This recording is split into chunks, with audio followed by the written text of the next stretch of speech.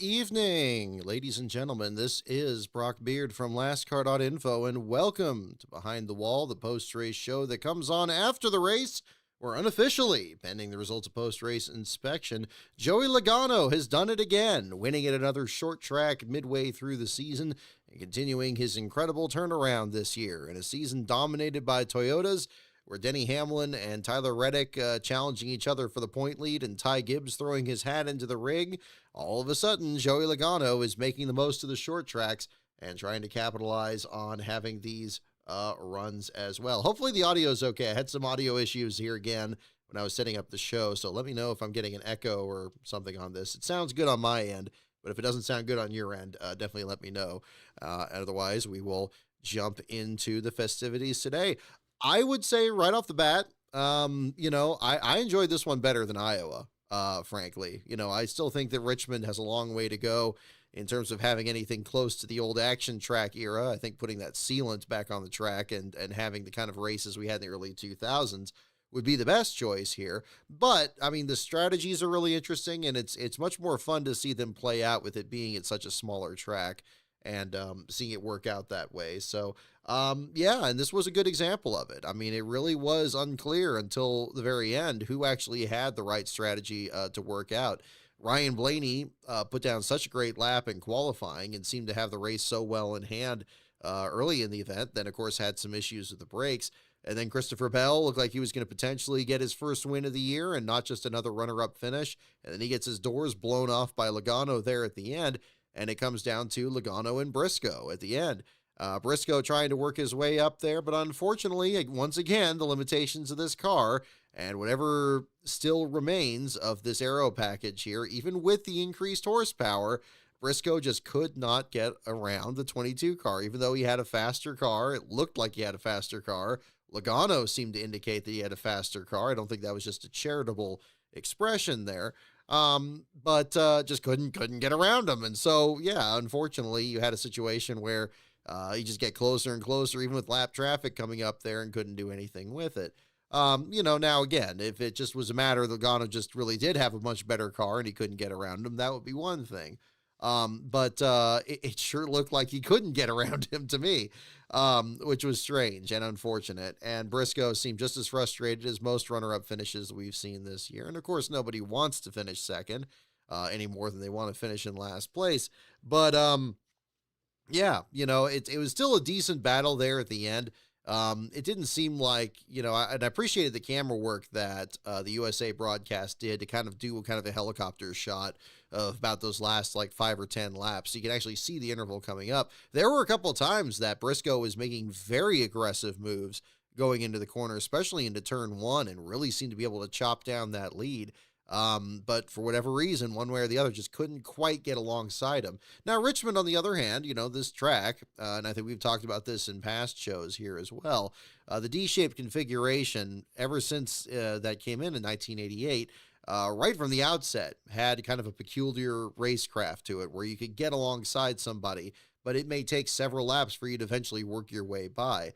And that's very much just as much true further back in the pack as it is up front. And the result is you have this kind of large wad of cars through the field there. Maybe a few of them kind of stretch out and kind of get away from everybody else, but everybody in the meantime is still in the middle of their 3 or 5 lap runs to get around them. We saw this with the old car. We saw this with the COT and the Gen 6, and we're still seeing it to an extent here today, although I think nowadays it's much more the aero blocking and having that even be a factor in there. Still surprising to see Austin Dillon's streak come to an end. Where did he even finish? I know he was a lap down there towards the end of the race there, finishing back in the 19th spot there. So that streak ending with him 2 laps down there at the same time. Yeah, again, I mean, at least the strategy is there. I've liked that. I've not minded it that much here with this car. I mean, it is an interesting to a certain extent. I don't think it's necessarily the most exciting element of it, but certainly tonight, where you had cautions that were happening in the middle of pit sequences as well, really, I think threw a crimp in some of those strategies there along the way. Including one, I picked Ty Gibbs to win this race tonight, so I was watching him very closely. And when I think the second caution that came out in the middle of a sequence. I think it was when Hocevar broke down. It looked like Ty Gibbs was actually the first car a lap down, but I guess Kyle Larson had just come down pit road and lost a lap in the process, and he ended up getting the lap back, and Gibbs ended up just stuck back outside the top 10 and unfortunately wasn't able to capitalize on it, getting a 15th place finish here along the way. Little things like that. At least that's interesting to see how that plays out at the same time. So I don't know. It's frustrating because on the one hand, we did have battles for the lead. Like I said, we had the situation where Logano, it was mostly because of tire wear. But you could see if somebody had good enough tires, they could get around the leader, whether to get their lap back or in the case of Logano, to position himself ahead of Christopher Bell and stage himself for the winning strategy at the end. At least that was good to see. It almost kind of felt more like Darlington in some ways, with the amount of tire drop-off that we saw in this race. And I actually had to kind of look up the last time Richmond was even repaved to see how much of an effect this has on the track, and it's been since 2004.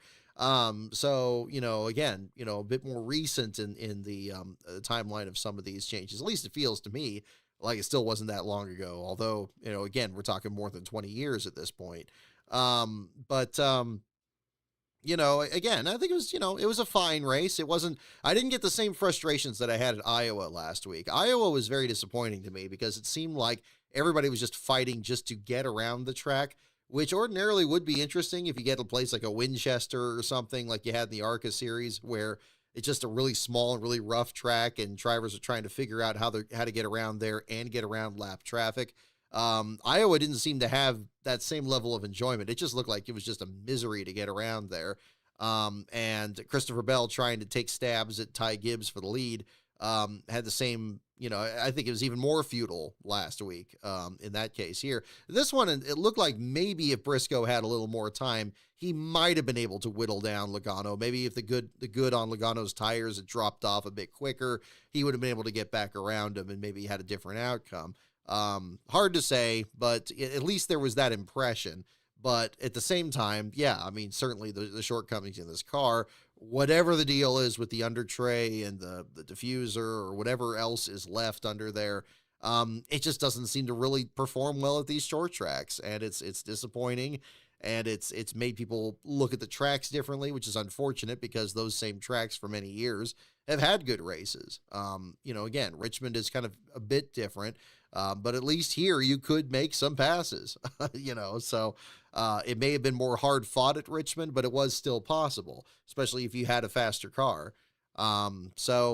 Again, we got glimpses of that here. I don't feel like it was a major difference in terms of the racecraft with the increased horsepower, which I think to me tells me that they need to have even more horsepower at these tracks.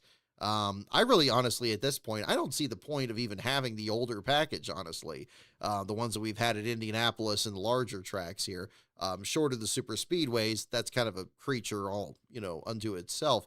But at these larger tracks, I don't know why we're still nitpicking around with, the package that nobody has liked during this entire time period here and kind of worked at the 1.5-mile tracks, but has just been terrible at, the 2-mile tracks and some of the others here. So we'll see. I don't know. It'll be another way to find out here in the meantime, but we'll see. But regardless, again, Joey Logano, your winner today, following up his new North Wilkesboro victory with this. Chase Briscoe getting into the second spot. Austin Cindric had a great night tonight. Great battle off pit road. That was one thing. Again, pit road was probably the best part of this race. Again, just like it's been kind of the last couple of years here, even with Austin Dillon's victories. The great battle off pit road at the very beginning when it was 3 wide. He had this great photo finish there with Blaney, Cindric, and I think it was Briscoe at the time. Great battle at that point there. Cindric was fantastic all night and coming back from, getting mired in the pack a little bit and able to still get a good finish. Great to see. Best run he's had, I believe they said, since Darlington this past spring, which is a great deal because we got Darlington coming up in short order here for the Southern 500. So we'll see what he can get done there. Same time with Denny Hamlin finishing in the 4th spot. Chase Elliott rounds out your top 5. Further back in the top 10, Kyle Larson finally gets a good run on what was a disastrous start to the weekend with a terrible qualifying performance that he had, showing the same issues that Hendrick Motorsports have been having.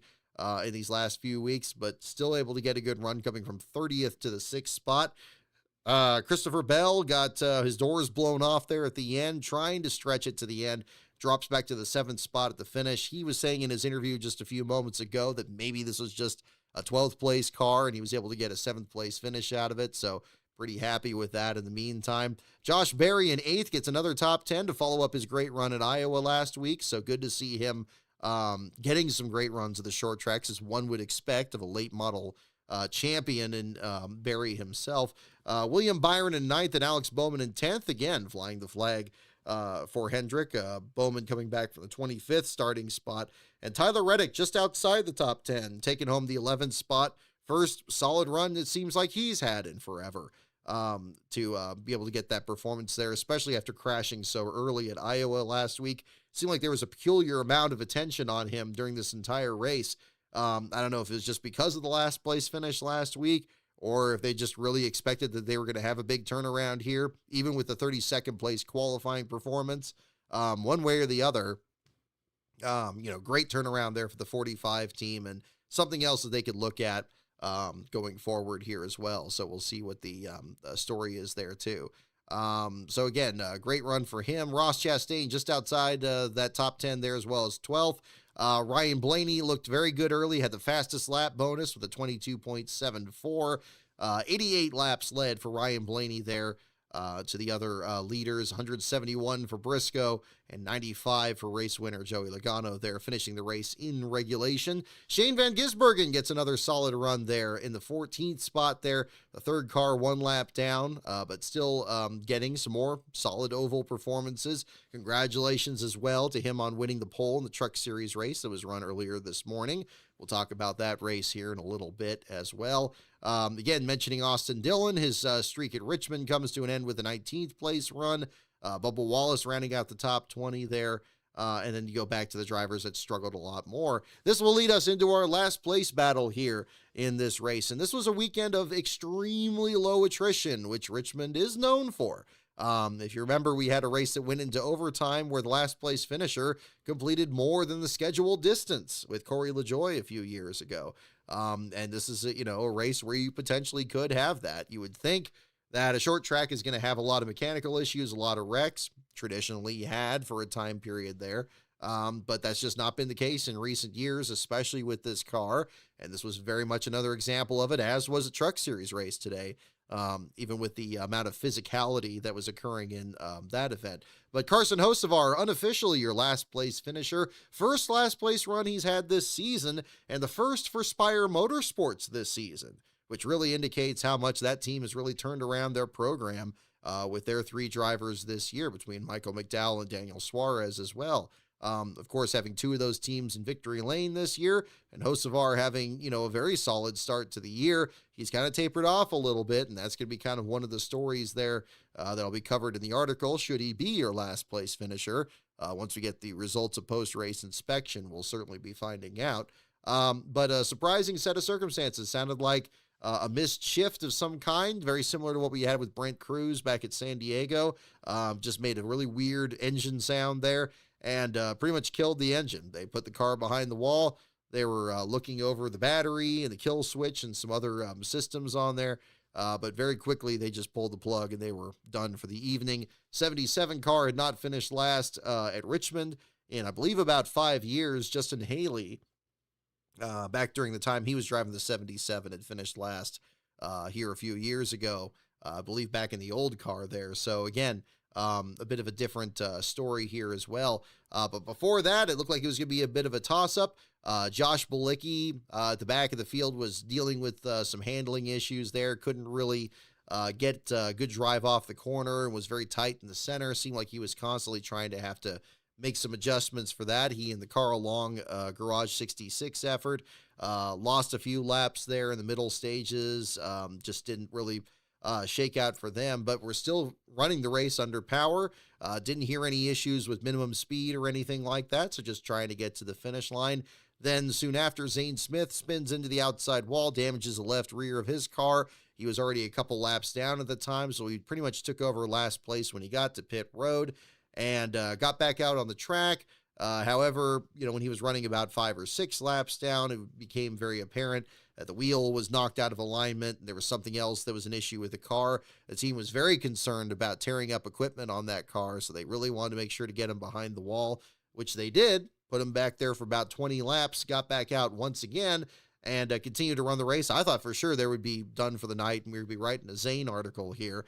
But they got the 38 car back out there. Good, gusto out there to get that car back, and still finish the race under power, showing it here 44 laps down there, 70, 80, 90, 34 laps down, by the checkered flag. So good effort there for the number 38 team on what was definitely a day that they did not want to have, but they still prevailed there. And in fact, were able to get around Carson Hocevar, again, after his issue there, short of the last 100 laps of the race there. So there was some attrition. There was some activity in the garage area for this race.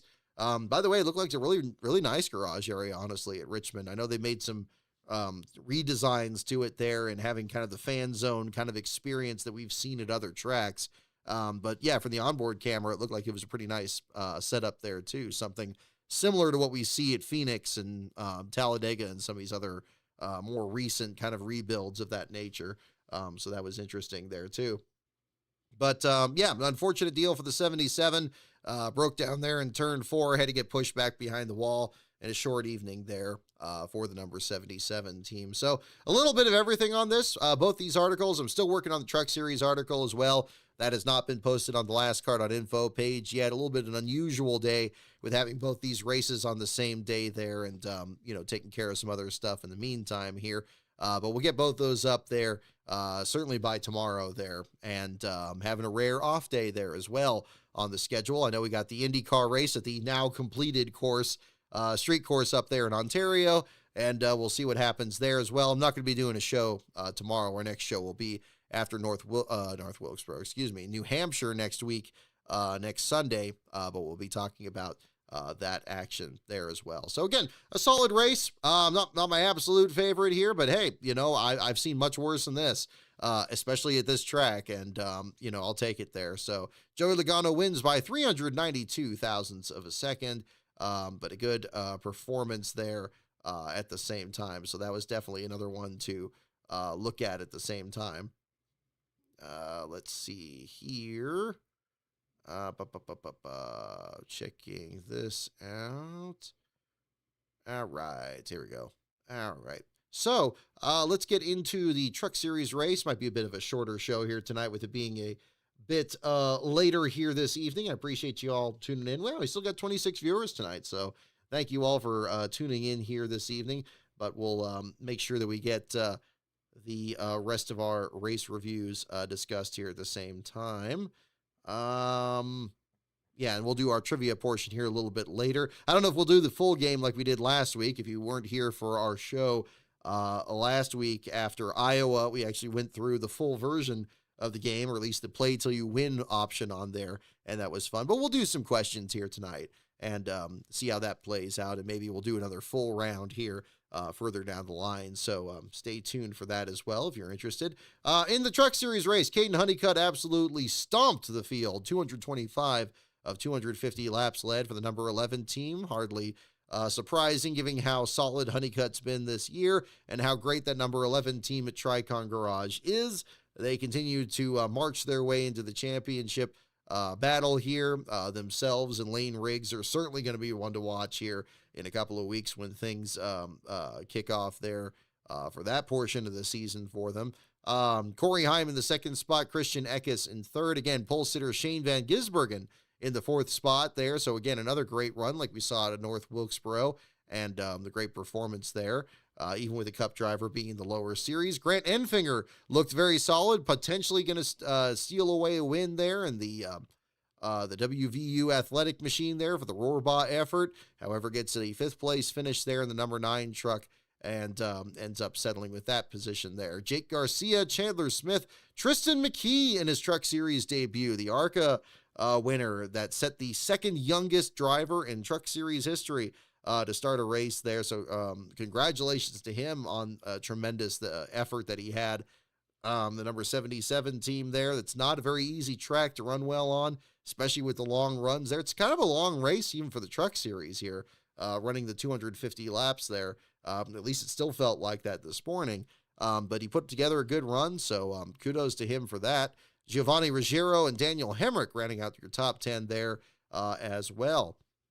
This was a bit more of a straightforward last place battle, although it had very similar elements to what we had just earlier tonight there for the Cup Series race. It looked like Destiny Spurlock was going to be your last place finisher, starting in the last spot there, driving for the Team Realm effort in the number 2 truck. Spurlock made her debut at Dover earlier this year, driving for Carl Long. Long was actually part of this effort here on the number 2 truck, and at the very beginning of the race there, had some issues with maintaining pace, seemed to be having trouble finding the right groove around the track, and had to make an unscheduled stop. Actually got black flagged at one point and lost about 4 laps in the process. But really after that point, she did lose some more laps there, but did finish the race ultimately under power, was not black flagged again, and still had, again, not the run that she would have wanted there, finishing ultimately 11 laps down. But still, I think a respectable performance. And I want to give a shout out to her here on the show. Again, I'm sure there's many ways to focus on Spurlock's story itself for various other reasons. But I think the big way that I think may be getting overlooked here is her run in the context of other new drivers in the sport. When you have like first timers out there, when I listen to the radio in these races, especially in the truck series and the O'Reilly series, where you have teams like this that get one-off starts and drivers with very limited experience, the level of communication is sometimes really lacking. And it's very hard to get a lot of information. You may notice this from some of the articles. You don't get a lot of team communications. You don't really hear what exactly is happening, why they're struggling or anything like that. I remember Jesse Iwuji, for example, was in a truck series race, I think last year, where he was running too slow, falling off the pace, and was getting black flagged, and you don't know what the issue was. Was it a driver issue? Was it a mechanical issue? You just have no idea, but you see in the results that the driver was like 13, laps into the race and drops off the track. Mike Seneca had very similar issues there as well. That one he had at Martinsville where he was so far off the pace that NASCAR officials were like upset at him over the radio. That was a very, I don't know what on earth was going on. I mean, it's hard to tell from the broadcast because you couldn't really see anything that was happening at the back of the field there. But it just sounded like he was going ludicrously slow out there. And I hate to mention specific names here, but it's worth mentioning in comparison here at the same time with Spurlock. And I think that this is something that hopefully is something that gets picked up on by other drivers that are making their start out there. There was really, really good communication. And I don't know how much of that was because of working with Carl Long, since, they've been such a big part of that effort in both ARCA and the truck series here as well. But it sounded like it was just, you actually had a constant information about what was happening with the truck, what adjustments she wanted to make. She could hear the team could hear her, and there was a lot of discussion that was going on. And it wasn't just a venting of frustration about issues with that. We know of other drivers where a lot of times you hear that. New driver gets out there and they just say, oh, this thing's terrible and whatever. There was really not any of that over the radio. I was very impressed with Spurlock's responsiveness in these discussions there and being very clear with, whether it was tight or loose, where she was having issues on the track. The team was suggesting that she change her line going in there and she would try to make those changes. And then it really got to kind of a point where I think that happens very, very rarely in these cases.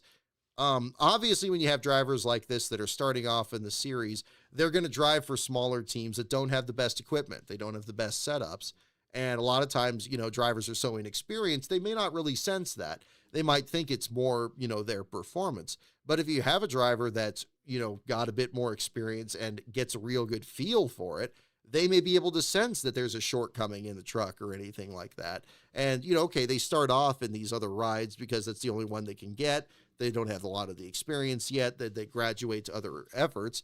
But I felt like Spurlock was able to get to that point. There was one point in the radio discussion where she brought up like, look, I'm trying to do the same thing as these other guys out here, but the truck just won't do it. Like trying to dive harder into the corner, but the brakes just aren't strong enough, and the truck's not gripping enough. So they had to kind of chase those setups there.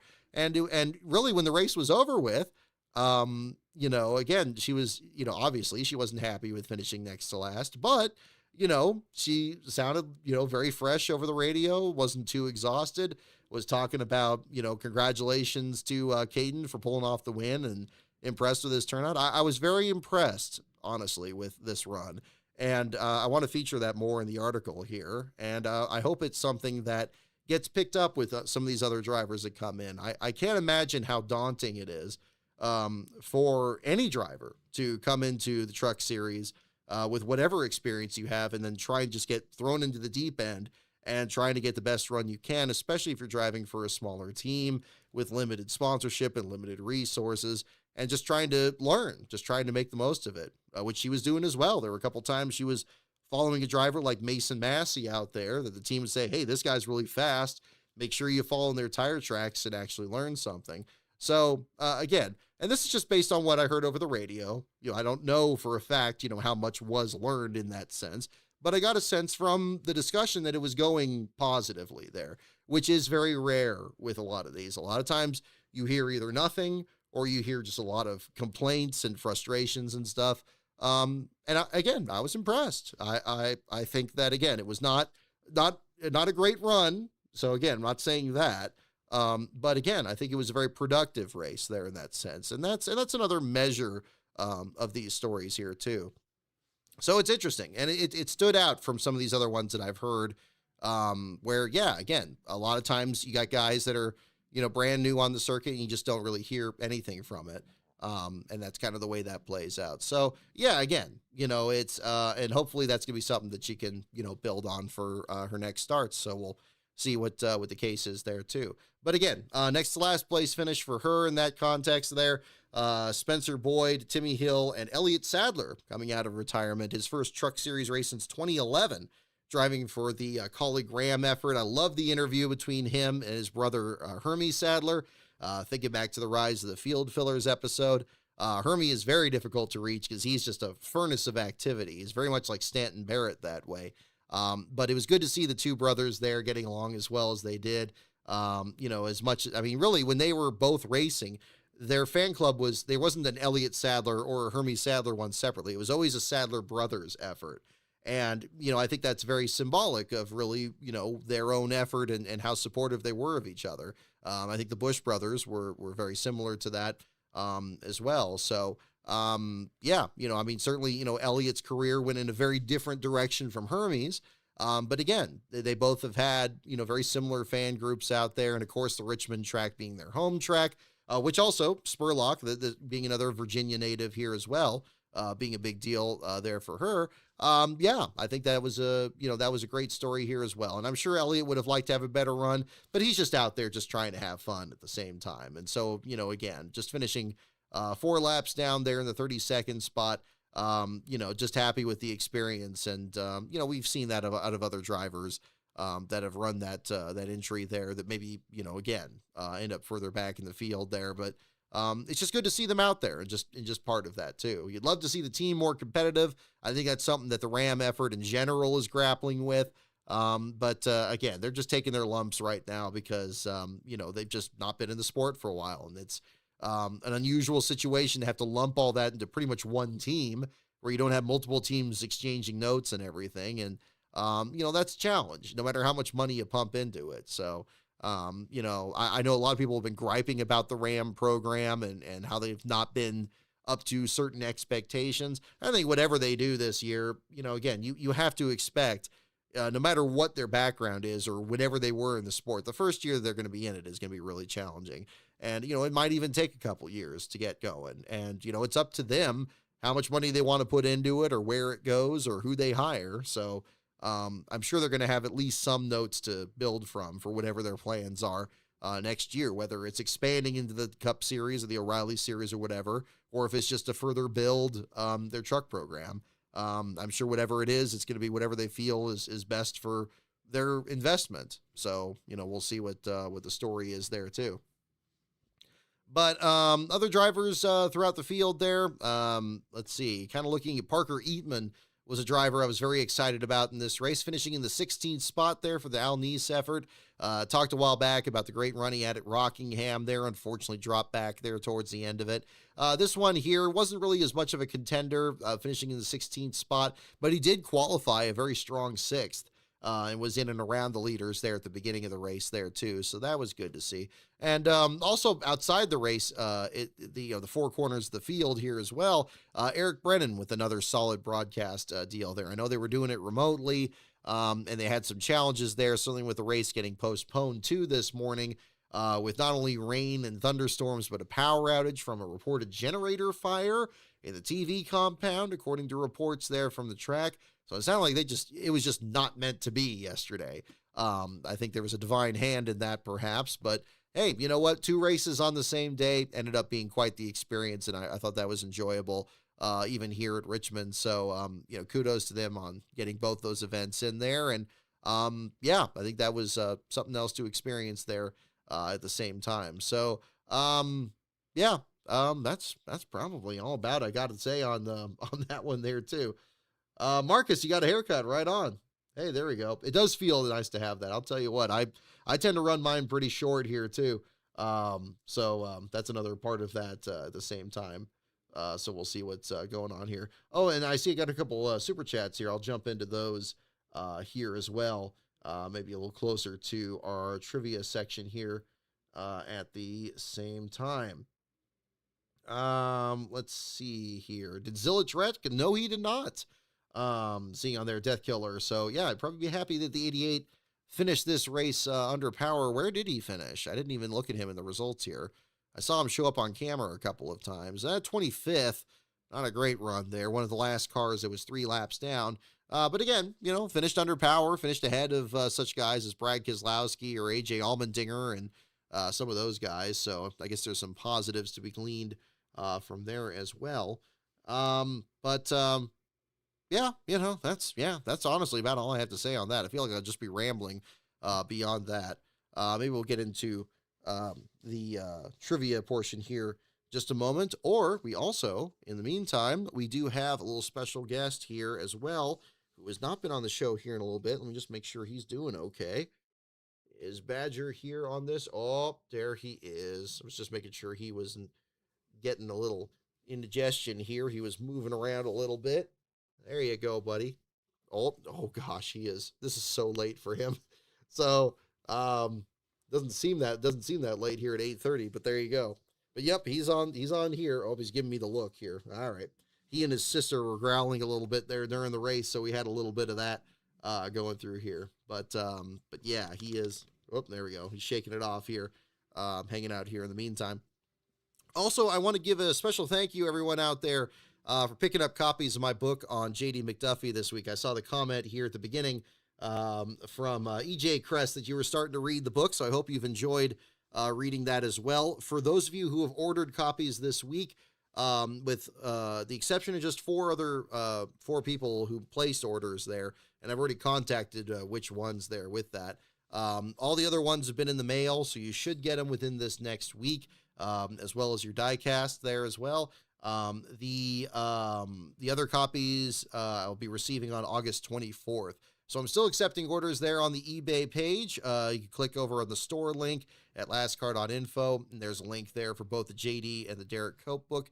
And as I mentioned there on social media, and I'll mention here as well, while supplies last, if you order either of those books, 1 per customer here on this offer, I'll send a diecast of JD McDuffie's number 70 car out of the box that I got from an eBay order recently. And so kudos to the seller I bought those from there. I just happened to come across that here in late July, early August, and it occurred to me, it's like, this would be a really cool deal with it. I've always said that everybody's collection should have that number 70 in there. And I've had a few of those in my own personal collection, but I haven't had enough. I think I did a Christmas handout, giveaway rather, that I did with the 70 cars out there. I got a few in my possession, like 4 or 5 of them, and I did like a giveaway thing with that a few years ago. But it'd be nice to have even like a larger number of it. And luckily I came across this one where this guy had so many of these loose racing champions. He basically had like 4 or 5 different ones on there. And he said, like, look, if you want any number up to like 100 of these, just, let me know. And he had a really good rate on it, even with shipping. And I was like, well, okay, I can probably work this out. And yeah, just have them available on here. And I don't like doing resale stuff really that often. But what I like to do with these is I put them in a little special package there with a lascar.info sticker on it and make it kind of into its own thing. And now having it as kind of a bonus with the books there. I wish I had these back when the book first came out. It would have been a great promotion there, but better late than never. I think it'll be a good way with that. So I'm very pleased to say was able to send out a number of books this week. Thank you so much to you guys for your orders on that. And again, I'm still accepting those if you are interested in that. Again, the lastcar.info page, clicking on the store link, and then either a copy of either the JD book or Cope book for every book order. I'll send one of those JD diecast there out as well. So yeah, that was a fun deal with that. And of course, I am wearing my JD shirt here today, marking the 35th anniversary of JD's last race at Watkins Glen back on Tuesday, the 11th. Of course, that's marking the occasion there as well. And again, good to see people sharing stories about JD and memories there as well. And sharing that picture that I had that's it's admittedly a very harrowing picture from Charlie Birch's collection there. But I think was very much that moment. And I had it posted at the exact moment that he was entering the corner there, about that time of day, shortly after 1 o'clock Eastern time there during the race there at the Budweiser at the Glen. And I would say easily one of the sport's most somber races and the end of one of its most unexpectedly historic careers there as well, with J.D. McDuffie there too. But, those stories and more are, of course, discussed in the book. Those pictures were never published. Speaking of which here, of Charlie Birch's that he collected there from that day. He left them basically in his camera. They were printed on original slides. And he took them just in that moment there, had a sequence of, I believe it was like 5 or 6 of them, as well as a shot of Jimmy Means getting out of the car and signaling for the rescue teams to come there. And, of course, not understanding, how serious the situation was till that point. But yeah, I mean, he pretty much, he never did anything with those pictures and they weren't posted anywhere else. And then, the book came to that moment there. So it was a tremendous honor to be able to include that in there, as well as some of his other work and the work of Mike Demers and others that were contributing to J.D. McDuffie's team, especially in those last few years, where they were really trying to kind of just get him, make sure that J.D. wasn't being forgotten, even in that time period, to try to get some more sponsorship or maybe land another deal there that was going to keep him in the sport. To the point where he could, either develop as a team owner or a mechanic or whatever the future would hold there. But unfortunately, none of those were fully realized there after the accident that day. So it's always a somber moment there. I mean, understandably, but there's also the good times to remember from his career there as well. And yeah, so again, if you are interested in that book and you haven't picked it up yet, or if you want to get it as a gift for somebody else or anything like that, of course, I sign each copy there if you want them customized or, something like that, make it out to a certain person or something like that. I'm certainly open to that as well. And, still have, again, more copies coming on the 24th. So any orders between now and then are pretty much going to be sent out that week here. But that's coming up here very soon. Luckily, Amazon fills the orders pretty quick when they do the print to order deal there, which is what I have for both the JD and the Derek Cope books. I actually have a few copies of Cope still in my inventory. I think I have 3 copies on my shelf right now. So if you're looking for that, that's also eligible for the diecast deal. But again, 1 per person there on that to make sure as many people get one of these as possible. So that's what I'm doing here in the meantime. But if you also like the JD diecast themselves, I have them listed in their own listing on the eBay page. I had one person that ordered I think 4 of them there. That's totally fine too. So if you already have the book, but you like the diecast, that's also available on there, that option. And then, yeah, I'm just, everything else that's on the store is still there. The hats, I sold one of those this week. And the new ones are printed here locally over at JB's Custom Graphics. as well as the stickers like the Bruno Raphael Rise of the Field filler sticker is still available in there, and other deals there as well. So again, not to turn this fully into a commercial there on that, but there's that information there if you're interested in that too. I will mention here at the same time that the work on the next videos is still progressing. I finished the edits on a couple of two-part videos here. Didn't really get too much progress on either of them this week here. I had some other stuff I was kind of catching up on in the meantime. But I'm hopeful that with tomorrow here, I'll be able to kind of jump into that again and, get through the rest of that work here in the meantime. Yeah, it's going to be, I'm be very excited to get these next projects underway and get those done. I'd love to have one of them done this month. It's probably going to be more like next month when the next release comes out, but I'll have more information on that first at the Patreon at patreon.com/LastCarOnBrock, and then also on the social media page here at LastCarOnBrock as well. So yeah, I think it's about the long and short of it there at the same time. Let me go ahead and do the super chat here as well. I think I just have Beast of Metals here on this, and I will get into that. Where was it?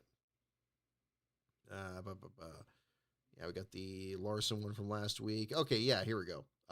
Okay, goodness, for $20. Thank you so much here, Beast of Metal, for your super chat. Reading here, the intersection of Ty Gibbs' immaturity and NASCAR's approach to rookie eligibility is asinine. I'm fine with rookie limits, but 12 total points in eligible starts is way too low, and mid-season blindside announcements are stupid. Line here, I'll get back into it. There it is. I think 12 ineligible starts in one season would be just fine. But over multiple seasons, it should be between 24 and 36. Either way, Corey Heim should be eligible for Rookie of the Year next year. Not that Rookie of the Year means much when it's literally who finished higher in the standings. That change has absolutely maimed this award. The old system or something like it needs to be brought back. And again, maybe announce this in the offseason. People are going to think you changed it in response to Corey Heim winning the Brickyard because it wasn't widely announced prior to that. So again, I appreciate you going in depth into it, and thank you for, thank you for the super chat there as well, Beast of Metal. But yeah, I think it is kind of a challenging, challenging deal there with that.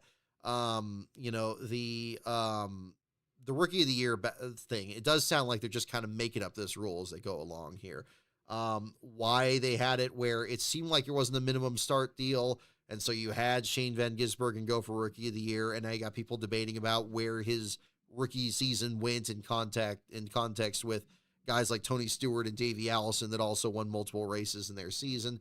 That seemed to be okay. Then also getting rid of the rookie stripes for Mobile One, apparently, because you have some of these teams where they just put one bumper sticker on the rear of the car, and they just couldn't have room for the rookie stripes at all. I don't know why they did that. I think that's pretty stupid too. And yeah, I mean, this asinine thing about, I agree with Beast of Metal actually on most of that there as to the, just having this where, oh, he did too many starts and now he's not eligible for it. I'm starting to wonder if NASCAR is kind of forgetting their own rules here with that. I mean, I thought they threw that out the window and you could still go for Rookie of the Year. I think if you haven't done a full season, you probably should still be eligible for it. I mean, have a hard number of starts. It used to be like, 6 or 7. And then if it was too many starts, then okay, you weren't going to be eligible for it. And that kept you from really, taking up too many spots in the previous year. Maybe you'd take over maybe with 6 or 7 races left to go the previous year, or you get a few starts at certain tracks you're expected to run well on, or maybe ones you need more work on the previous year, and you kind of get warmed up. It was an interesting storyline. But yeah, I don't like what changes they've made to it. And I think it does take a little bit away from some of these really interesting stories, like Corey Heim, a perfect example. I mean, with the winning in the 67 car, winning these cup races that he was not expected to win. Even with the great run he had at Bristol last year. I think it's unfortunate, and it should be even more special seeing a car with a rookie stripe rolling into victory lane. And just, again, as somebody that's really into the aesthetics of the sport, I always thought the rookie stripes looked great. And I feel for that one collector. There's this guy out there that has a whole huge collection of rear bumpers with rookie stripes on them from different eras. Going back to, John Andretti's, where there's like a little yellow stripe on the rear bumper of like Richard Petty's car, or, large stripes that were on the next gen car in the early years, where they have like the huge rear bumper pieces that we see today. They're always a little bit different from one another. Or if the car itself was yellow, like Steve Park's Pennzoil car, they had to put a black outline around it. Or Jeff Green's time in the Cartoon Network Flintstones car at Wilkesboro at 96 is another great example of it. It was just great. I remember how excited I was when Diecast started having rookie stripes on it, when you could get Tony Stewart's car in 1999 and it actually had rookie stripes on it. Or Racing Champions did it with Buckshot Jones that year, and it had a little slim line on there. I mean, it was wonderfully exciting because it was a detail that just up to that point was just really not put on those cars back then. But it was something that people really looked forward to and really liked and really noticed, that became part of it. And I don't understand why we can't have that. There's so many things we don't have in the sport that we don't have a good reason why we can't have it. They just say, oh, we just don't do that anymore. It's like, no, why? And, there really is no good reason for it. So I think that's kind of another part of it too. But yeah, it's silly and it's unfortunate. And, it's just, yeah, that's the same deal there too. Rooney Mac, I see your question there about 500 days. I'll tell you that, because this is coming up here in short order. We're coming up in 500 days. We did of course, the Kyle Busch special episode, which is really, again, its own thing. It's in the style of 500 days, but intended to kind of be its own video. So we're going to jump back into 2001 down the line here. Still need to write the script for it here, but again, I'm kind of working my way out there. The next one is also going to be on Fontana, which will be an interesting comparison. We'll look back at 2001's week there and talk about the lead up to the Auto Club 500 in late April of 2001 in that story there as well. Asking your question here, Rooney Mac, about May, my plan is to have separate episodes between both the Winston and the 600. My thought is to have each episode end with whatever the next Cup race is. Now, in this case here, it's going to be a little bit different because that first episode will end with the Winston All-Star race. Even that's not a points-paying race, it is basically the next Cup event. And I think that's, I agree. There were a ton of storylines in just those 2 weeks, and they're both probably going to be pretty long episodes here, but that's just part of the deal. And I hope they don't take quite as long as the Talladega episode turned out to be. That one was just even more complicated after we lost Greg Biffle, and Biffle's story being such a big part of the first half of that video. It really changed my approach on that one there as well to an extent. So hopefully we don't have anything like that on that going forward. But yeah, my plan is to break it up and have an episode on the All-Star race and then have an episode on the week with the 600 there. So that will make those a little bit more digestible there. So, but a good question. I have thought about that, and it's coming up in short order. I think we got Fontana. I think it's just Fontana and Richmond, right? Like late April, early May, and then we're going to get into the Winston and then the 600 after that. So, that's going to be kind of the lead in there as well. I think with the All-Star race, I guess was there an off weekend before that or after? I'm not sure, but there'll be another one there in there. If there is an off weekend, that'll just get bolted onto whichever one it's after there too. So we'll see that. But that's part of the challenge of the project. So if you're wondering where each one's going to go, each one is going to end with whatever the next Cup Series race was on the schedule. And so you'll see that maybe some are going to cover a couple of weeks. That's fine. That's what happened in the last one. There's others where it's maybe going to be just 1 week, like the Kyle Busch video was, or maybe just a few days if they're, really close together there. But that's kind of the approach on that. And I think that'll keep that manageable. Now, of course, the video's really long. I'm going to put intermissions in there too. Now that I have a graphic set up for that from the Talladega episode, I plan on using that going ahead there as well. So it's a lot to ask already for, you guys to be checking out these videos, especially on premiere night where I started up there, and it's going to be in the evening there. Still want to make sure it's something where, if you need to use the bathroom or get something to eat, totally get it.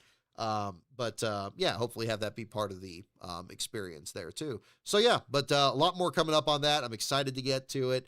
I have no, that's where I am finding myself right now. I have no shortage of stuff to work on. In fact, I will say this as well.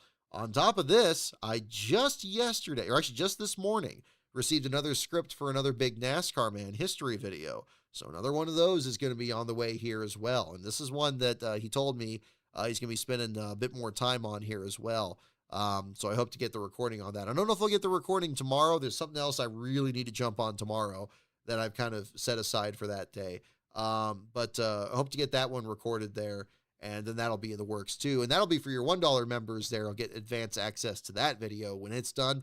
I won't tell you the subject yet. That's for him to announce there closer to it.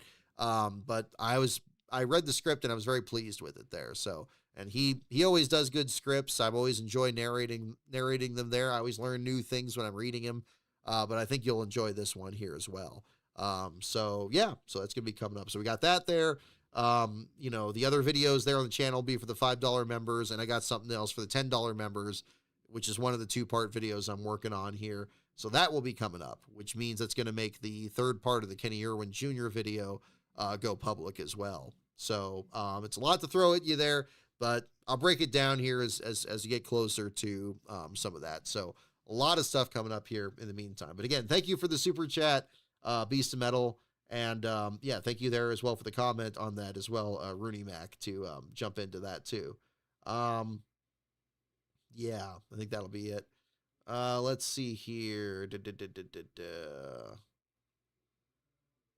There we go. Oh yeah, Project Hail Mary. That was a good movie there. Marcus Hurtado. I did see that one there as well.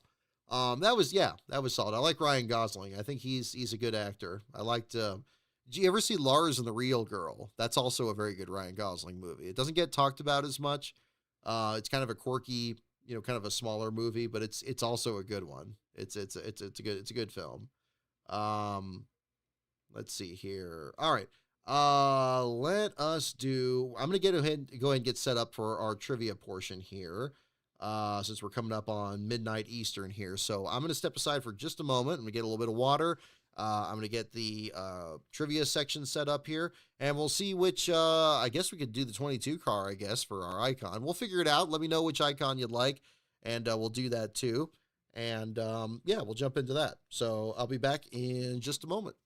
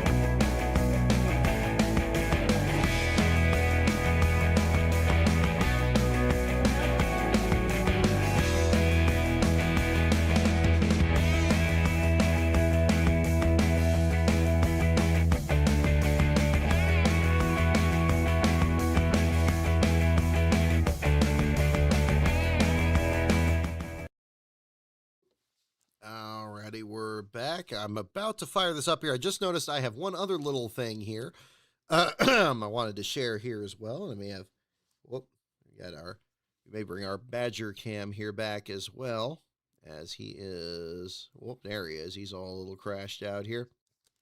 I have some trading cards here I had on hand here. This is from the 1992 Richard Petty Fan Appreciation Tour for Richmond, Virginia in the March race here, and I figured this would be a good weekend to bring these out here as well. So I figure we crack this open here and take a look at this as well on the show here. Incidentally, I have another camera that I have coming in the mail that I'm going to try out. I want to kind of have it, I'm going to see if it works well with my setup or not. So the show might look a little different next week, but maybe not too different here. So we'll bring this over here. So Badger doesn't have to hear the crinkling there as much, but he is very comfortable here in the meantime. But yes, oh, there we go. He just honked a moment there. All right, what else we got here? So we got our checklist here of the various races here in this section here. I picked up these a while back there. It's got the full schedule there from Daytona to Atlanta. So we got that. And let's check these bad boys out. We got, there we go, back at the unpaved Richmond era there. Looks like mid 60s still in the Petty blue car. Let's try to bring that into focus there a little better. Oop, can I bring it in and maybe out a little bit? There we go, a little better. All right. And saying on the back, in the heat of the battle at the old Richmond Raceway, it says there on the back, we got a picture of the king himself in his youth here. We got the classic hairstyle there before the sunglasses and the cowboy hat, saying at the end of another hard race at Richmond. So there you go. That's after the race there. I would almost say that that could just as easily be before. He doesn't seem too exhausted in that shot. And here we go. We have another one of the more iconic shots here. Looks like late 70s, early 80s, back when he's got the S Mark sponsorship there as well on the uniform there as well. Just classic cool there. I was thinking during the race, just says looking over the competition at Richmond. It says there on the back there from the March of 1992 race at Richmond, back when it was the Pontiac Excitement 400 for that matter there as well. I was kind of telling Laspro there during the race there today, I loved in the promos that NASCAR was putting together. I like that Richard Petty is still figuring in those, like where they show some of the classic paint schemes and drivers over the years. They splice in like, Petty's car from 1984. We really are so fortunate to have him involved in the sport still today. I know that Petty Enterprises itself is not, still active in the sport, but of course there's a beautiful museum there now. And what other museum can you go to? I mean, very few, I would say, where the subject of it can just walk out the door there and talk to you and just answer your questions about it. Imagine if you were able to do that at the Smithsonian or something, or, it's something like that. It really is remarkable. And again, I know not everybody was a Petty fan, whether you were into the Bobby Allison or Cale Yarborough, other drivers, or maybe you've trend more towards, more recent drivers out there. But it really is fortunate that we have him in the sport. And, at 89 years old, it's no less remarkable there as well, especially for all that he experienced in his career. This is a house here, we're very patriotic in this house, but we do recognize royalty in that respect there, certainly, with Richard Petty here. So, I know that I've showed pictures and stuff that both with Laspro and myself there, and we went to the museum there last year, and other things like that. It really is cool. If you've never been to the Petty Museum, highly recommend it. It's an absolute must see. It was probably my favorite part. It was right up there. I mean, the Rockingham race and the Talladega race were great. It was probably my favorite part of it was that Petty Museum. I really enjoyed it. You could spend an entire day in there, and we almost did on that. So that was really cool. Yeah, that was another part of that there too. Oh yeah, exactly. Food Lion being part of the sponsorship on the cards there too. Yeah, that's a different deal there at the same time.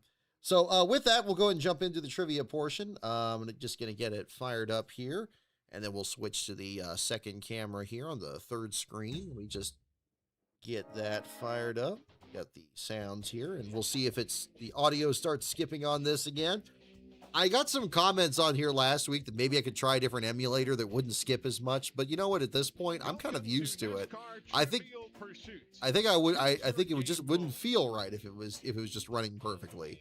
It's kind of like one of those claw machines. You expect it to be a little janky here at the same time. So with that, let's go ahead and that's actually sounding pretty good right now. I don't know. I spoke too soon. That dropped to 63%. Okay. Choose your driver. All right. Okay. So with that, let's get the camera switched. Hold up. Let's scroll down to our screens. There we go. All right. So I imagine we probably, with Joey Logano, your unofficial winner, we still don't have a call on inspection. I don't see anything here in the chat. But I'm thinking we probably do Ward Burton again for the 22 car. We can do that, or we can, I guess we don't have a 19 in here for Briscoe for the second place finisher. We got the other Gibbs cars there with Labonte and Stewart. Did we see, let me check my comments here as well, see if I missed anything from that.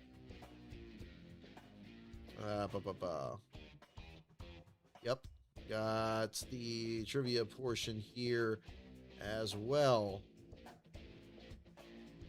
I haven't seen Sheep Detectives. Last bro saw that and he said he liked it. So that was pretty good. Yeah, but Project Hail Mary is good. If you haven't seen it, I won't spoil it. It is quite good. Let's see. Okay, hang on. We get back into our screen here. We're still there? Okay, we're still there. All right. Yeah, still no call on inspection. I think we'll go ahead and do Ward Burton. We'll just pick that. Number 22. And then we'll see what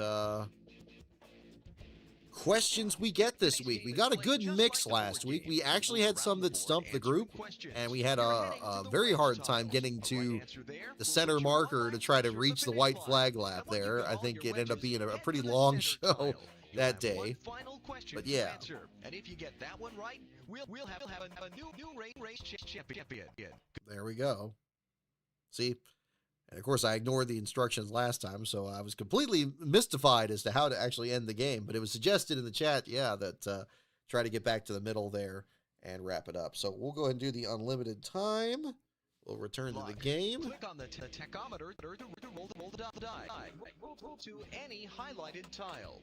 Alrighty, well, let's start with wild card.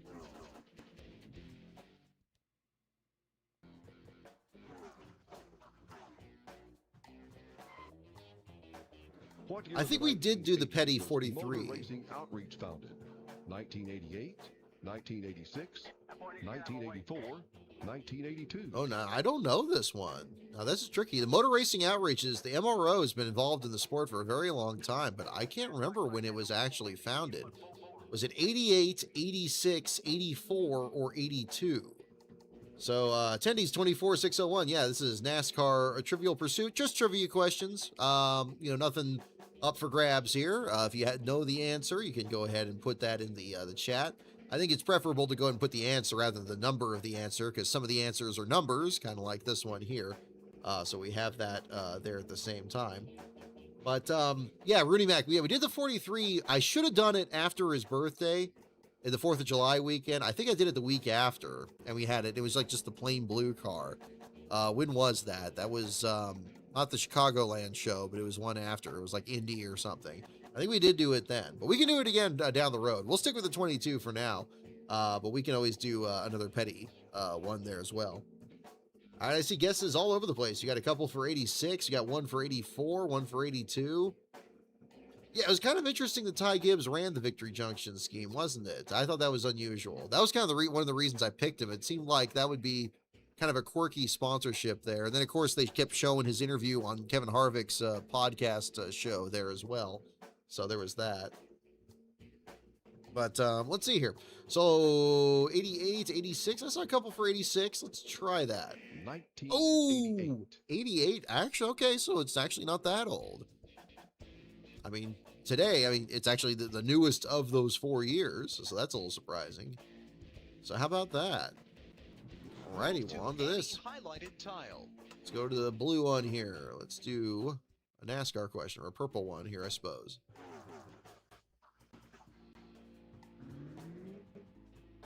Hope we can hear the audio. I think it's a little low. NASCAR run its first 500-mile race. 1951, 1949. 1952, 1950. Alrighty, you heard the voice there on the commentary. What year did NASCAR run its first 500-mile race?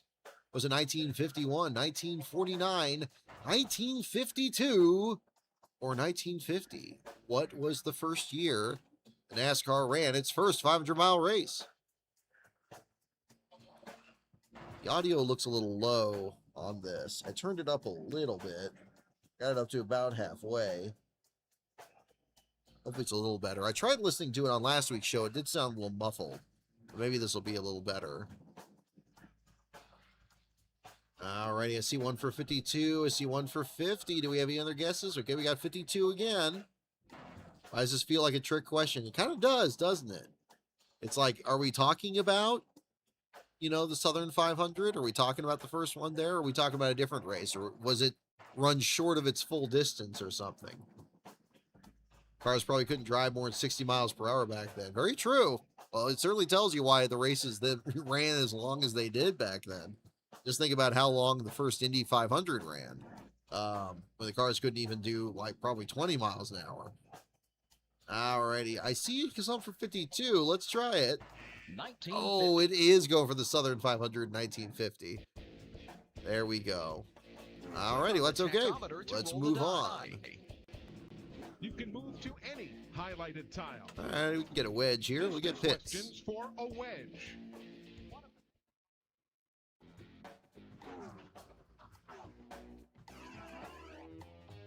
What term describes what a car does to make a driver feel he's headed for the wall? Pushing, pulling, lifting, revving. Alrighty. What term describes what a car does to make a driver feel he's headed for the wall? Is it pushing, pulling, lifting, or revving? What is the term that describes what a car does to make a driver feel he is headed for the wall? Yeah, attendees, this is the latest incarnation of this. For the first number of years, I use a little digital device I got back in high school there that did some questions and answers. But then I found this game on CD-ROM, I believe just last year, and was finally able to get an emulator to work on this. It really is true that there's so many things you can learn on YouTube with a tutorial there, and I found a very helpful one that's recommended this one. And I'll be danged if the thing actually works. So it took a number of steps that I would have never guessed that you had to do. And now we have this. So yeah, I do need to redo my intro there. I've upgraded pretty much everything in that intro, including my hat. My hat design is actually a little different from the one that's in that video. So you'll see it again after the show. It is a little different, but that's the other part of it here too. Well, what term describes what a car does to make a driver feel like he's headed to the wall? A lot of you guessed pushing, and you're right. You're too good. We got the wedge, man. We got the wedge. Roll again. All right, let's do that. You can move to any highlighted tile. I can move to any highlighted tile. Oh, just sold another copy of the book. Well, thank you very much. All right, we got one that's heading to Ohio, so that one is going to be out this week. I appreciate it. Actually, I had to sell, you know, behind me, actually over my shoulder here, you got my DVD rack. We've been going through our DVDs and some that we just don't like or don't watch that much. I had a couple of Michael Caine movies that I put on the feed there and actually sold those this week, so I was very pleased to do that. I'm glad it's something like that that's going to go to a good home and I don't have to, you know, it doesn't get thrown away or something like that. So that's good. With that, let's go ahead and jump. We'll go to tracks. Let's do that.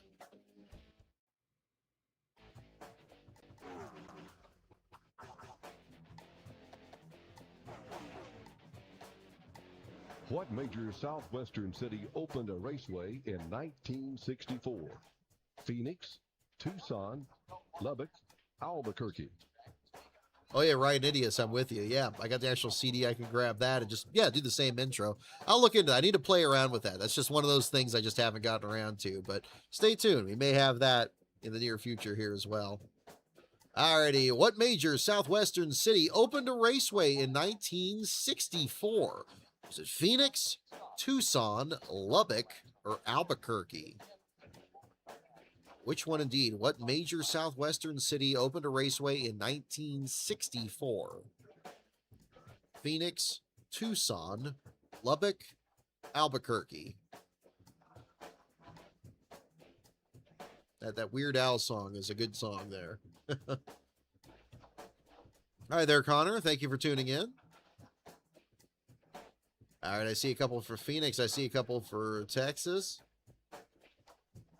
Oh, Rudy Mac, yeah, that's a good point. Yeah, the Winston Cup Racing Wives Auxiliary was a different deal from the MRO. Yeah. So, yeah, it's interesting, kind of a history of different foundations that NASCAR has been involved with, or that nature there too. Oh, we got one for Albuquerque too.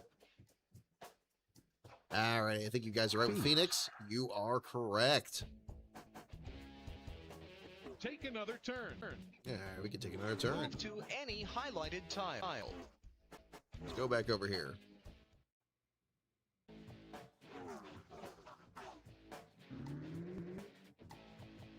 What was the last year Joe Weatherly and Fireball Roberts raced? Oh, that's an interesting question. 1962, 1960.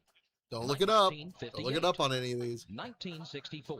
All right, the question is, what was the last year that Joe Weatherly and Fireball Roberts raced?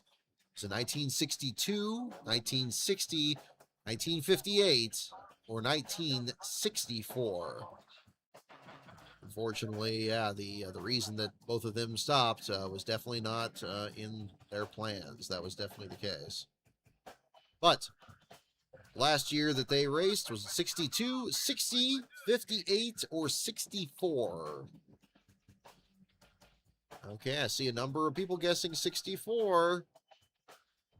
1964. You are correct. Yes. Lost Weatherly at Riverside and Roberts after an accident at Charlotte. Yes, Joe did die before Fireball. That's true. Alrighty. Highlighted tile. On to the next question. I'm going to do a roll again and keep... Taking up select the category by There we moving go. to We're one logging of some the laps here. highlighted tiles. We can do tracks again, sure. Yeah, it's a good way to phrase it there. So yeah, it's not too grim of a question. Yep, you're right. The 64 Indy 500 as well, Jude Fernandez. Very true. 1960s featured the first Brutal race year at of the sport. 1967, 1963, 1965, 1969. Very true, Beast of Metal. What year in the 60s featured the first race at Talladega? Was it 1967, 63, 65, or 69? So which year? What year in the 60s had the first race at Talladega? 67, 63, 65, or 69?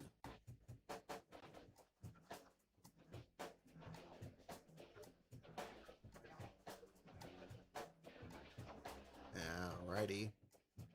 I love the ambient noise in this game. I don't know if it plays really well on here. Yeah, that doesn't really boost it. Not that one either. That one does. But it's got that sound of the cars in the distance there. That's just so iconic. You don't quite get that today, with the engine note being what it is with the next-gen car. But yeah, it just sounds amazing. I mean, I guess you get that kind of bit more with the O'Reilly cars. Very nice. What year in the 60s featured the first race at Talladega? 67, 63, 65, or 69? 1969. Indeed, 69 is the correct answer. A lot of you guys You can got keep that. going. We can keep going. You can move to any Oh, highlighted looks like we're tile. gonna get another wedge. A right answer here will put you closer to the finish. Oh, yes. I remember Scott Riggs driving the keyed up motorsports car, Connor. I remember when Casey Mears drove it first. How many races were on the 1949 NASCAR Winston And they had to Cup be schedule? part of the 19, Judy Dunleavy tribute on there. 34, 41. Alrighty, there we go. How many races were on 1949 NASCAR Winston Cup schedule? Of course, it was many years before Winston Cup became the title sponsor, but that remains still part of the same continuum there. Was it 19 races, 8, 34, or 41? How many races on the 49 schedule? We got to the moon before Talladega. Good point, Rooney. Yeah. If I'm not mistaken, wasn't the moon landing in July and the race was in September? So, yeah. I think there was a Bristol race that was right around the time that the Apollo 11 mission happened.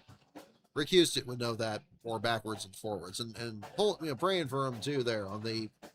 I know he's going through his chemotherapy there as well. Hope he's doing well through that. I was very pleased with his response to his first treatment this week, so that was good to hear.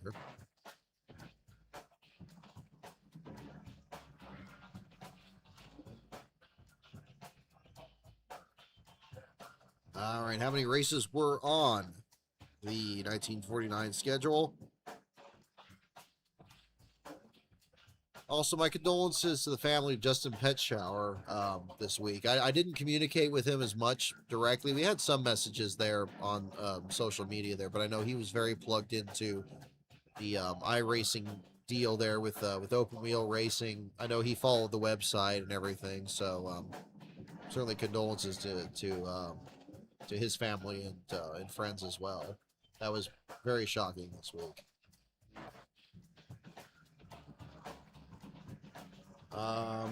There we go. Couldn't see him running more than 8 back in the late 40s. Yeah, no, I see a lot of guesses for 8. Let's go with that. Indeed, that's a correct answer. A wedge from this category. Again.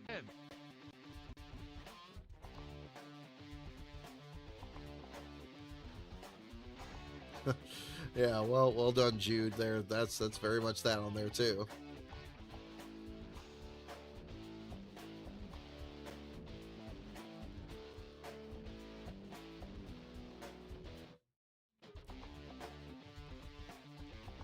Now, Ultimate 23 Dragon, yeah, I mean, hard to tell. You know, I think the important thing to think about right now is just, Rick's well-being and you know where things are there, and we'll see what happens on once treatment gets going there too. So that'll be another step there that direction, but we'll find out.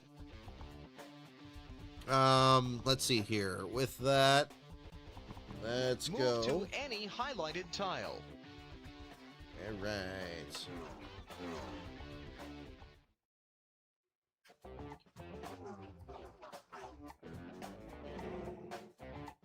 The driver's category. What driver was the 1980 NASCAR Winston Cup Rookie of the Year? Ooh. Ricky Craven, Sterling Marlin, Jody Ridley, Jeffrey Bodine. Ooh, I like this question. This is a little bit of a harder question. There for sure. What driver was the 1980 NASCAR Winston Cup Rookie of the Year? Was it Ricky Craven, Sterling Marlin, Jody Ridley, or Jeffrey Bodine? So don't look it up. Try to guess it there too.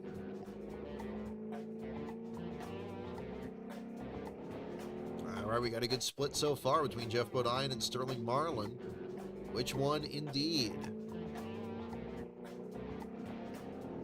You know, we've seen a number of these drivers featured here in some of these other videos or books. You got, of course, Jeff Bodine with the book that Dominic Aragon wrote there recently. You got Sterling Marlin. You remember the video that NASCAR Man History did, I believe, last year. Yeah, you know, or actually, it was earlier this year, if I remember correctly. Or is it one of the others? Is it Ricky Craven or Jody Ridley? Yeah, that's true. You can tell what year this came out with Jeffrey Bodine instead of Jeff. Yep, very true. That was an interesting change. I thought it was interesting that on his biography, it was still Jeff Bodine. It didn't go back to Jeffrey there. So it's interesting how that played out. Yeah, who remembers the NASCAR Man video? Yep, there you go. Yep, potentially. Was that the right year? We'll see. All right. So I'm seeing some from Marlin. I'm seeing some from Bodine. Is it Bodine? I think it might be Ridley. I think that's the right one. But I'll go with Bodine if it's that. Oh, there we go. Should have stuck with it.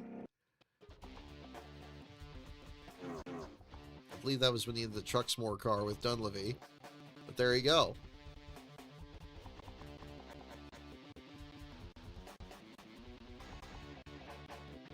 Oh boy, it's skipping real bad now. Where are we down? We're down to like 30%, 68, 59%. You can see it counting up and down here. Question should be worth more when it's skipping. We'll probably just do a couple more questions and we'll wrap up here. Yeah, Craven was 95's Rookie of the Year, so that's, yeah, it wasn't going to be that Blue Moon. What's on the Ricky driver's bumper to warn others of his lack of experience? A baby bottle decal? One of the answers, nothing. A skull and crossbones? What wonderful timing.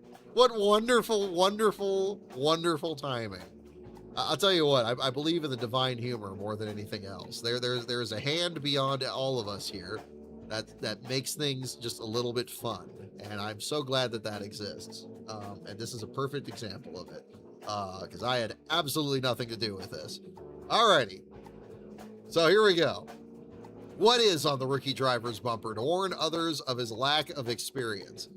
Is it a baby bottle decal? Is it a bullseye, a skull and crossbones, or a yellow rookie stripe?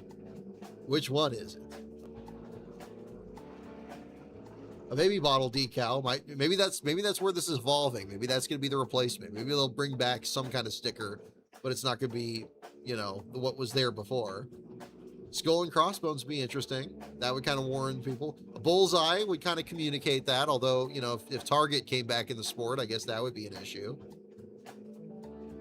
Jude Fernandez, there you go. You got the right idea. Kurt Busch took it as a challenge. There you go. Well, of course, it is A yellow rookie stripe. There you go. Take another turn. Okay. I almost thought of ending on that one, but we'll do a couple more. Move Let's see. to any Oh, we got another wild highlighted card top- one. These wild card questions are great. I mean, these are really good ones, generally. Some of them are easy, but some of them are pretty good. What Texas town do brothers Bobby well, and come on. Terry Labonte hail from? Oh, well, come on. Galveston, Rotating red light. San I like Antonio, that. Corpus Christi. All right, what Texas town do brothers Bobby and Terry Labonte hail from? Is it Houston, Galveston, San Antonio, or Corpus Christi? Oh, which one? Where were Bobby and Terry Labonte from? What Texas town? No, they're Texas, Terry Labonte. But what town? I'm seeing a lot of Corpus Christi, and Jude Fernandez knows it too. I think you're right, and you Corpus are. Christi. Too easy. Too easy. Let's see if we get a good one here to sign off with. You can keep going. I can keep going. You can move to any highlighted tile. Let's see. Roll, Well, roll again. You can move to any highlighted tile. Tracks everywhere. Yeah, I'll go back here.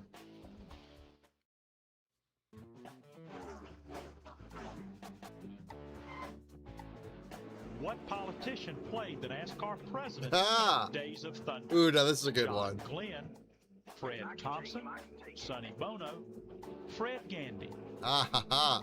Okay, this is actually a good one. We'll probably close on this one here. What politician played the NASCAR president in Days of Thunder? We do have the NASCAR, or we have the IndyCar race in Washington, D.C. next week.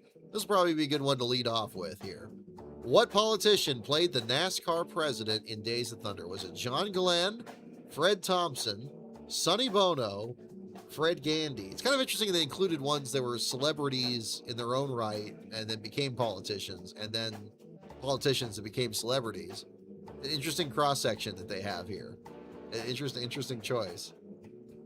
John Glenn, Fred Thompson, Sonny Bono, Fred Gandy. All right, we got one for Sonny Bono. We got a couple for Fred Thompson. We got one for Fred Gandy.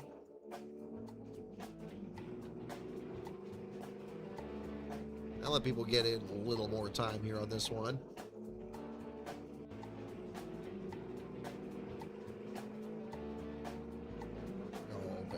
Oh, Badger's still all buried in the blanket here as well. We'll be taking him downstairs here in a minute. Oh, yeah, there we go. Sonny Bono with the tree.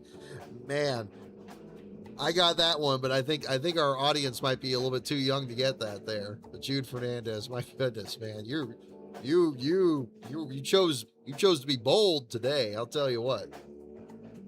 Inspection's complete. We got a call already. Okay, good. Well, let's do this one here. I think those of you got this one. Fred Thompson. Up there you go. Fred Dalton Thompson. Yes, indeed. Take another turn. All right. Well, tell you what, we'll wrap that one up there for now. Well, thank you so much, everyone, for tuning in. We will go to our other screen here, and we will bring up this, and we will get that, and we will get this. And the call, yes, there indeed. Posted 12 minutes ago, Cup Tech Complete This being from Bob Hockers's page here. No issues. Joey Logano is the winner.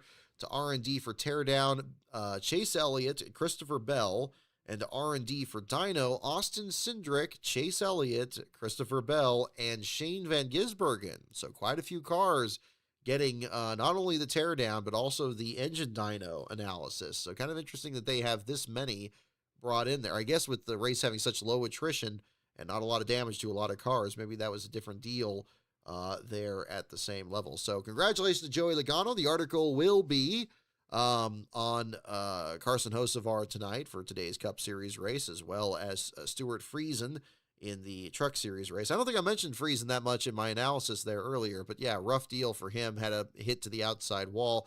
Glad he's okay, but with such low attrition there, really was no point in continuing to run out there. Ended up falling out of the race there. First time that he'd finished last since the race at IRP right before his injury.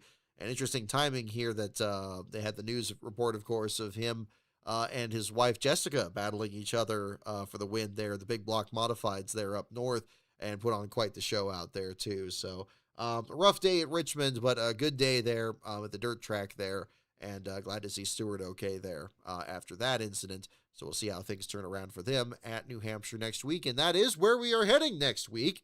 We'll be, for Loudon, we'll be here at Last Car headquarters to cover the action here from both the Truck Series and the Cup Series race there as well. We may go into the IndyCar deal at Washington, depending on what time everything is. I think there's a bit of an overlap between the events, so we may be multi-screening it that day, but we'll figure out how that's shaken out. I think that's going to be a really interesting race. I hope it goes well. I know that, especially after this week here with the issues there at the IndyCar course and that really bizarre hairpin there, I'm glad it looks like things have picked up better today. And I think with the storylines with qualifying, it looks like that the crowd got their money's worth for today, at least. It's unfortunate things didn't work out with yesterday. But I hope the Washington, D.C. race goes even smoother, because I think it would be really cool. I liked when they had the UFC thing at the White House. I liked when they had the IndyCar pit stop there and by the White House there. I thought that was really cool. And now with NASCAR having the deal at San Diego and now the IndyCar doing this, I hope it goes well. I know people, maybe have mixed feelings about it, but I think that I really do hope it goes well. And I say that both as a NASCAR fan, knowing that it's going to be the IndyCar guys that get to do it there, so we'll find out what the storyline is. And yeah, we'll talk about it either way. So we'll go into that. So in the meantime, thank you so much, everyone, for tuning in. Patreon.com/LastCarOnBrock is the Patreon. At LastCarOnBrock is the social media page. Of course, the website is lastcar.info. The articles will be up either later tonight or first part of tomorrow, so you can get some enjoyment from the Last Car reading there as well. Hope you have an enjoyable Sunday, rest of your weekend, and the rest of your week, and I will see you all here next Sunday, and we will do it again. We'll do some more trivia, and we'll have some fun there as well. So stay safe, everyone, and I'll see you all next time.